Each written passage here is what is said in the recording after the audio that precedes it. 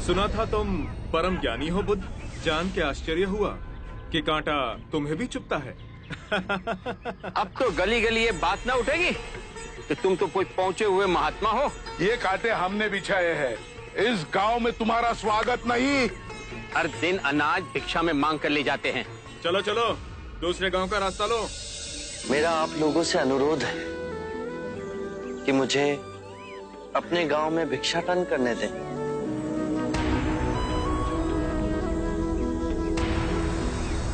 ठीक है, भिक्षा चाहिए तो दे अपने रक्त की आहुति।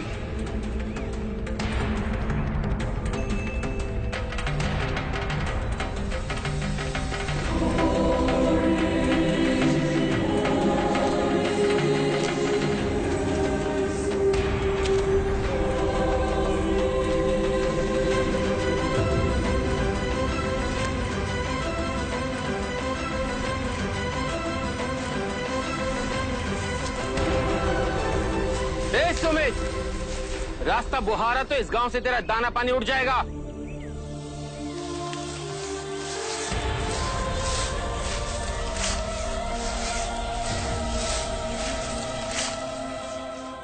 आप गांव में प्रवेश कीजिए।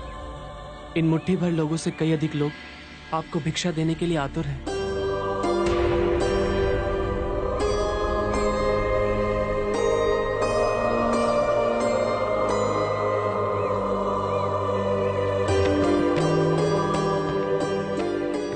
आप मुझे ना छोड़ो।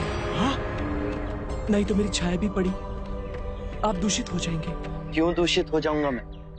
तुम भी हम सभी की तरह मनुष्य ही हो, और एक मनुष्य का स्पर्श दूसरे मनुष्य को कैसे दूषित कर सकता है?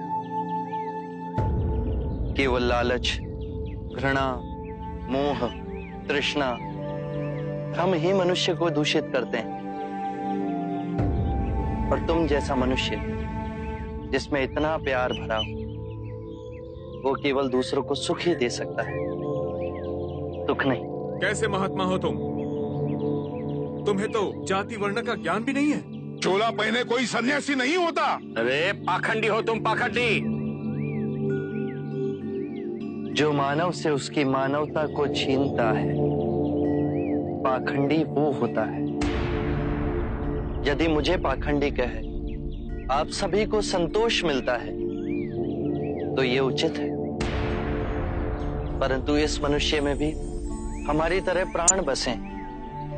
इसे नीचा कहे, इसका तिरस्कार करना सबसे बड़ा पाखंड है। यदि जानते नहीं हो तो मैं बता दूं, ये धर्मशास्त्र है। पाखंड कैसे हुआ? जिस मिट्टी से सारी मानवता का सृजन हुआ, उसी से इसका भी हुआ। मानव और मानव में भेद कर आप सृजनकर्ता पर कीचड़ उछाल रहे हैं। यदि हम आकाश में कीचड़ उछालेंगे तो आकाश तो ऊंचा ही रहेगा, परंतु कीचड़ वापस हमारे ऊपर ही गिरेगा। आकाश ने तो भेद नहीं किया, वो हम सभी को एक पिता समान ढके हुए है। ये धरती धान उपजती है, इसने हमारे साथ भेदभाव नहीं किया। ये हवा हम सभी के लिए समान बहती है। पानी हर प्यासे की तृष्णा को बुझाता है। जब प्रकृति भेदभाव नहीं करती तो हम मनुष्य में भेदभाव क्यों करते हैं? यदि ऐसा है तो इससे संघ में भिक्षु क्यों नहीं बनाते? बहुत अच्छा सुझाव दिया आपने। सुनीत, क्या तुम भिक्षु बनना चाहोगे? मैं अछूत, आप जैसे महात्मा का भिक्षु मैं इस योग्य नहीं हूं। जो मनुष्य दूसरे मनुष्य की पीड़ा को देख व्यथित हो जाए, उससे उत्तम कोई दूसरा नहीं। मैं बुद्ध स्वागत करता हूं सुनीत का हमारे भिक्षु संघ में।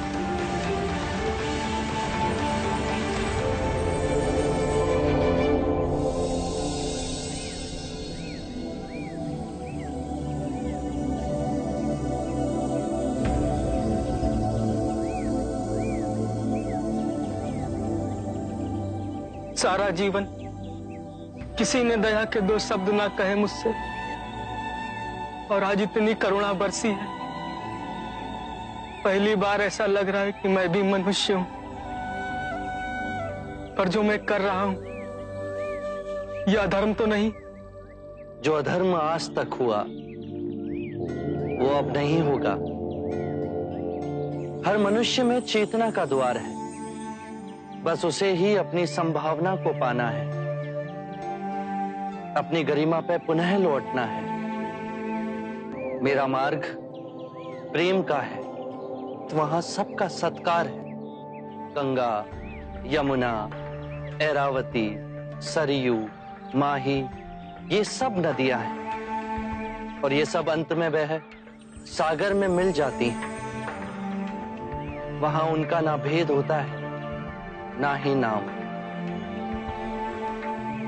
उसी प्रकार जिस भी मनुष्य ने अपना गृह त्याग कर सत्य के पथ पर चलने का निश्चय किया, चाहे वो ब्राह्मण हो या क्षत्रिय, वैश्य या शूद्र ही क्यों ना हो, उसी महासागर में विलीन हो जाते हैं।